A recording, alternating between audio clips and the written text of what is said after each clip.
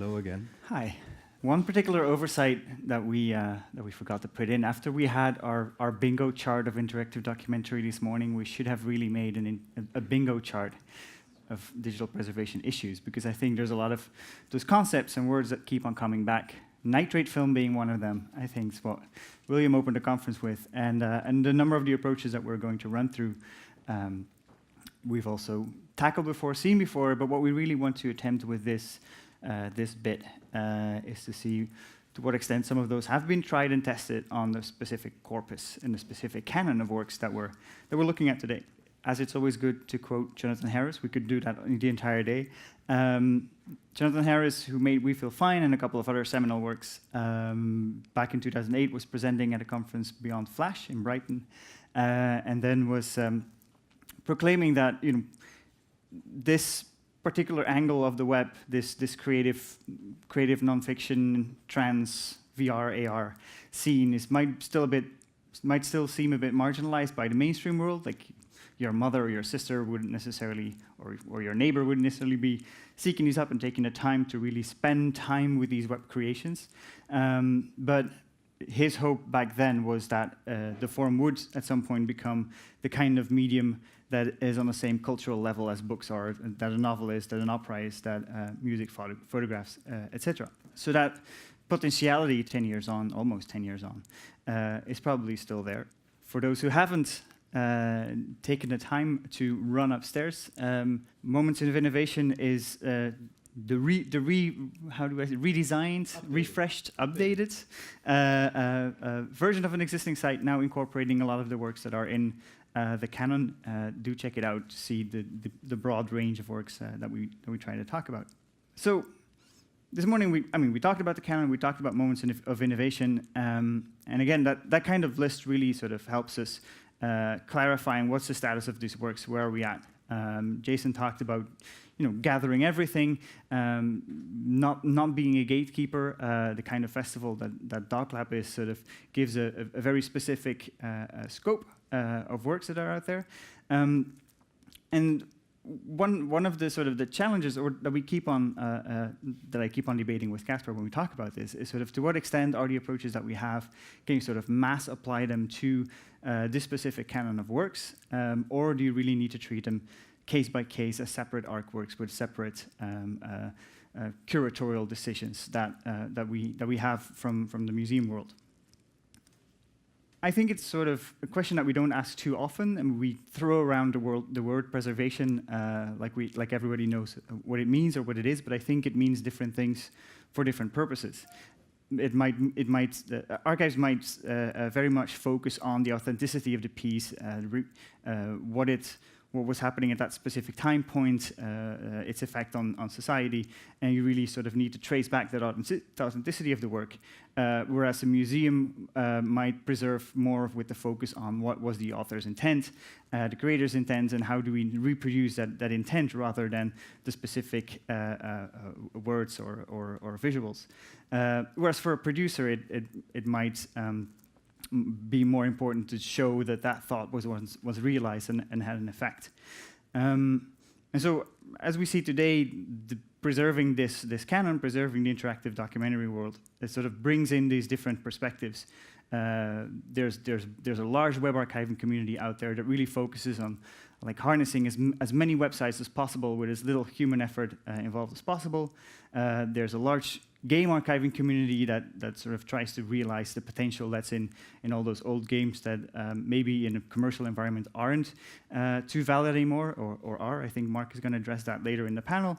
And then you have these time-based media preservation practices that we know from the museum world that are very meticulous, very focused on every work in part. And so that's, for me, really what makes this conference and this topic such a joy, because you get to go into all these different directions and really sort of be creative and puzzle and piece together from these different fields where a lot of work has been done, which of these practices we can apply to this specific creative domain. We have, over the years, developed, as archives, library, museums world, there are some responsibilities that are shared. Film archives, archive film, you have broadcast archives, you have some web archiving initiatives. And so the first question to ask when you have a preservation challenge is like, who owns the content?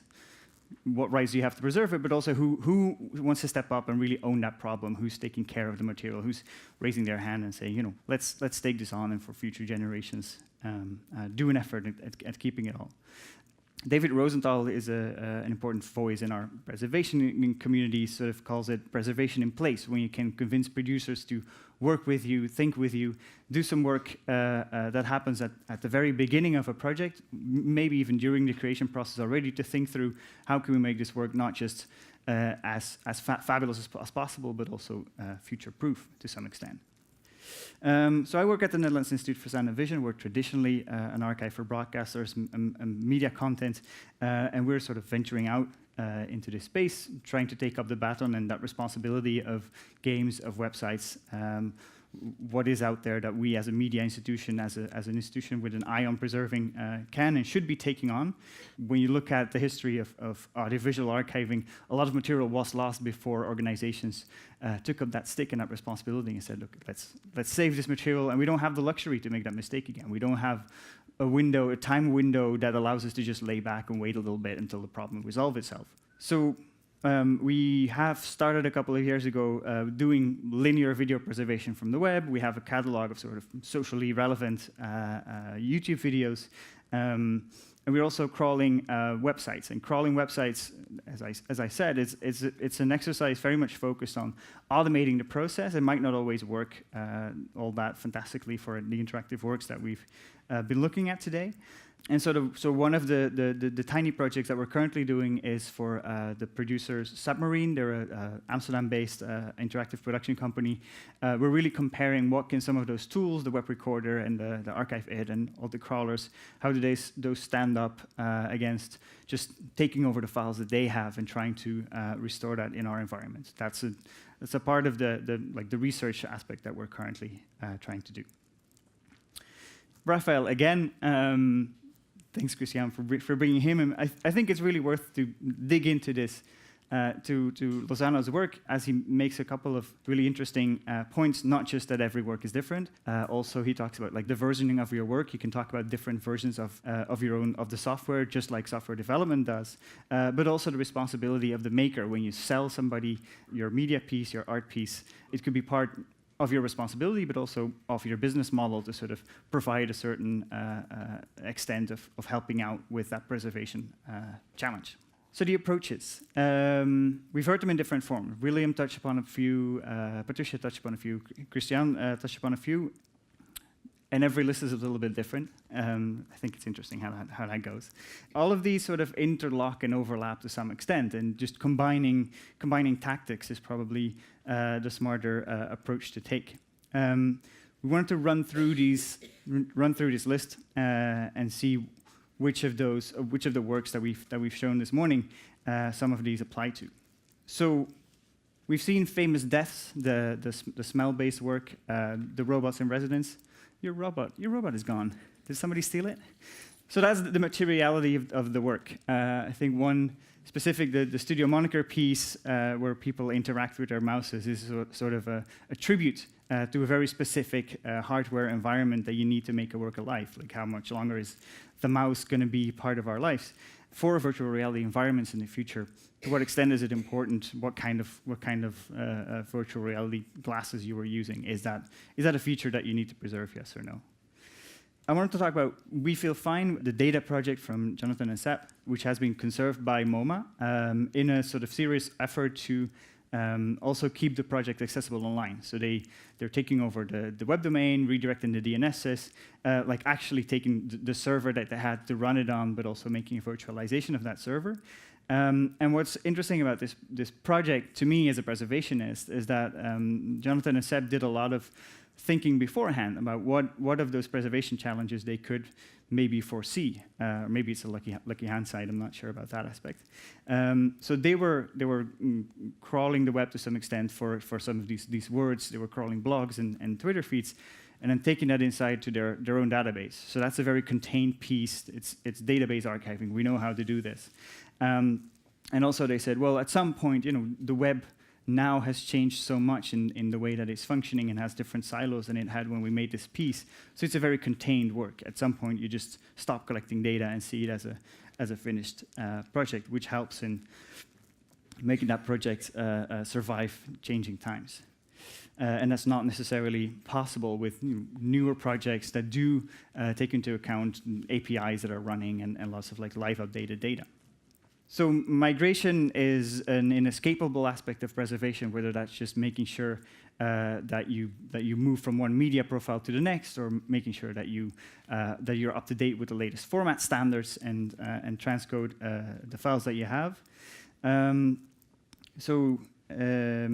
One example that we've been working on is a very early internet community, not as much a project. The Digital City was one of the first like city-based websites that we're now migrating from sort of an assembly of leftover databases and software into a virtualized environment and storing that, giving that a place in our hosted environment.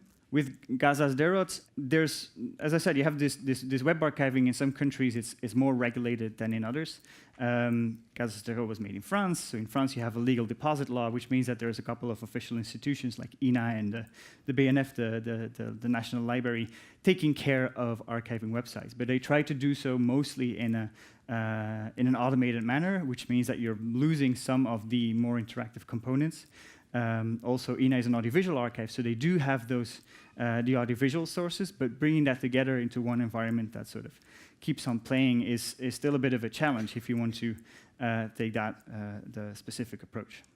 Emulating the entire environment, just bringing that environment into the future, has been successful. You have the emulation as a service, which makes it easy for everyone to, so you no longer have to keep your own emulation environment alive, but you can rely on the efforts of that having been solved by other people.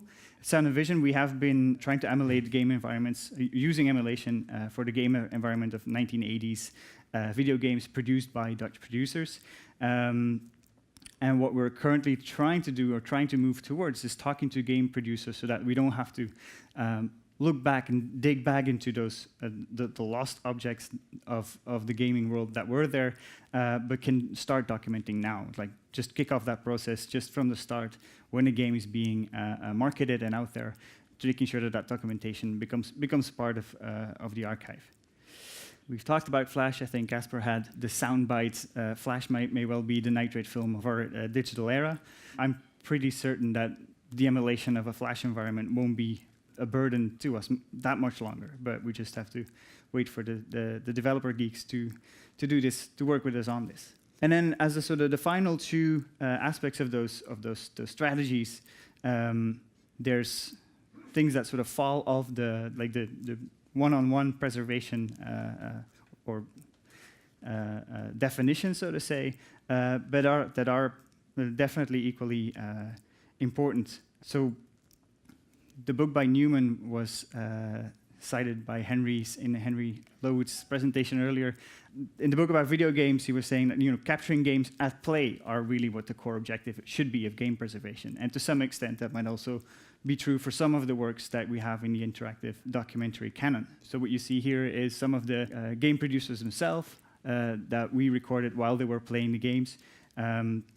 You have massively popular platforms like Twitch, where important and famous gamers are playing while they're being filmed, while they're in a social setting, so that people can follow along with them. And why couldn't we apply that to an interactive documentary work, where you see or the makers or visitors making their own sort of director's cut of what that work is or can be?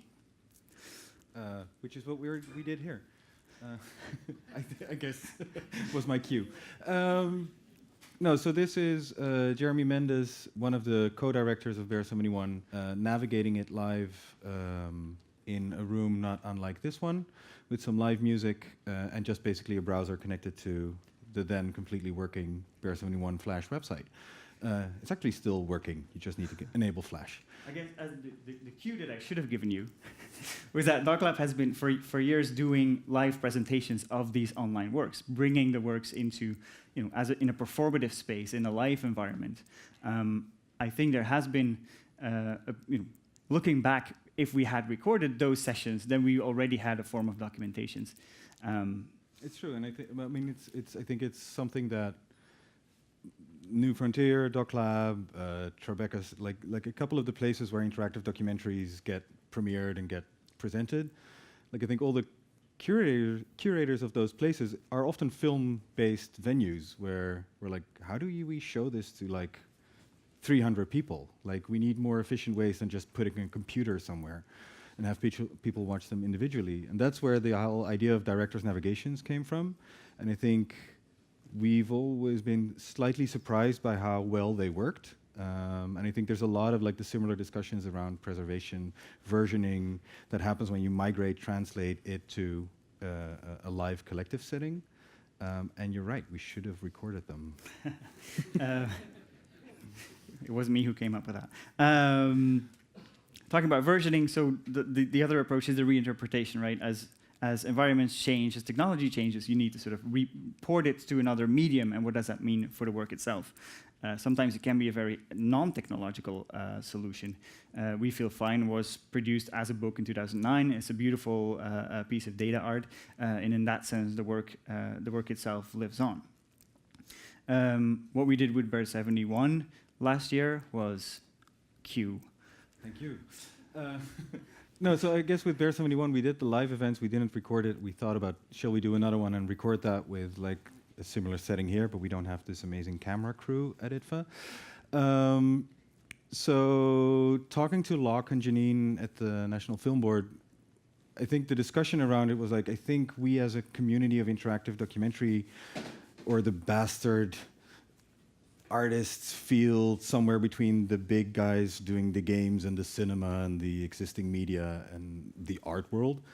I think interactive documentary lives somewhere in the middle of all those places. And we sometimes forget to, I guess, be arrogant and just, like that was the conversation Locke and Janine and me had. We were like, what if we just forget about whether these works are masterpieces or not? Like if we just say that they are. Bear 71, I think, is a masterpiece. And like, if this would be Hamlet, how do we preserve it? And then we went through like all the different opportunities of like, do we document it, da, da, da, da, da. And in the end, we came up like this weird idea of like, if you look at Hamlet, what was one of the ways to preserve it was make a movie out of it, or make a novel out of it, or bring it to another medium that's more mainstream. And at the time when we were having the discussion, virtual reality was becoming this big elephant in the room of new media. We're like, why don't we try that? Because actually Bear 71 is a 360 project where you navigate in a 360 world. And I think that was an idea that was really easy to have that idea. And then Locke and Janine took it on with a little tiny support from Sound and Vision and IDFA to, I guess, help make a pilot. And I think then Google came aboard, and in the end, Bear 71, the VR version came around. And I think, I'm not sure whether this is, I mean, Janine is on the panel later today and I think can address that more properly, but I don't think this is like a great example of preservation, because we, like the experiment in terms of preservation was like porting it to a different medium. But also we wanted to do that in WebVR to actually push more open standards of VR. So it had like two goals at the same time that weren't necessarily complementary in all aspects. But here's a little... That was it. Gotta go get it. Get your phone, get a cardboard, and you can watch it right now. And then finally... Yeah, so we have those preservation approaches, and we just wanted to throw in one little extra as a complete non-preservation approach. Sometimes the answer is, can we preserve it? Sometimes the answer is no. So in the case of somebody, I think as in many of these works are quite difficult to make. They're pushing the envelope nonstop. Somebody, when it was released originally, I think one person, Vincent, actually raised his hand and he didn't get it to work because initially the Somebody app didn't work at all. Like they couldn't get it to work, even though they had big budgets. We had it in our competition. We're really sad, like people couldn't use it. The jury was really frustrated with it. And then a few months later, they actually did what I think is basically what Vincent did with his with Zeek. Miranda July and the team behind Somebody did make a new version, a version that actually worked. And this is the video they made when they released it. Will I be able to log in? Yes. Will I be able to save my profile picture? Yes. Will I be able to import my contacts? Yes. Will I get an SMS verification? Yes. Do you love me? Yes. Will the notifications disappear? No. Will floating messages work? Yes. Will there be new features? Yes. Will it be available for Android? Yes. Can I touch you? Yes. Will I be able to reset my password? Yes. Will the map be accurate? Yes. Is this bothering you? No. What about this? No, I like it. You do? Yeah. So if anything, I would say, like, if you're updating your project, I would totally say either dance with it on stage or make a video like this when you release it. However, as this is update or die, they basically decided after it worked and everybody used it and it was amazing and I got completely hooked on it, they pulled it. They pulled the plug because they couldn't basically sustain it. It was too complicated to keep it working, and they decided, well, that was it. We're performance artists. You had to be there. Too bad you weren't. So rest in peace, Somebody, one of my favorite interactive documentary projects of all time. But not to leave you on that sad note, I just wanted to round up with the little piece of advice from the marvelous, wrong button, the marvelous Benfino Radin, who sort of gave a little guidance for artist studios particularly, but I think can be applied to a lot of you working as digital developers, creators, filmmakers, however you want to define it. There's a couple of sort of basic steps that as a creator you can put in place. It's making sure that it's clear what the intellectual control of your asset is. So it's not just about owning the problem, it's also about owning the materials themselves. I think a lot of the examples from the digital art domain are great as long as the people who produced it are still around. So make use of that being around to make sure that it's clear who owns it, what's the license, who can use it, who can perform it, and under what circumstances. Centralizing your assets, I think Vincent's box is a really good start. At least it's in one place. You know, the next step is then to make sure that you have redundancy. You don't have just one box, but you have a couple of different boxes, at least 3 and at least 2 different, 2 physically separated locations, so that in event of a fire, a theft, anything that can happen, you have those copies to rely on, and you can establish a terms of bit preservation, which means you can copy what's there and make sure you have exact copies, that there's not no false driving in there. So we have those best practices. We have frameworks in place, OIS framework and others that sort of help you at least sort of getting the archival part right, and then the next step is to sort of how do you keep the access alive, whether that's access through a festival, a museum, a physical setting, or the latest browser updates, or the Internet Archive, or Old Web Today. So for all of you who produce works, who make works, I would say and recommend start today. Use the tools that are out there and play around with them and see to what extent do they apply, do they work for your material, and if they don't work, if there are gaps, get in touch with the people behind it and see if we can help each other out, if we can really make this effort work, because as long as we work together, there is something we can learn. On that note, we thank you for your attention.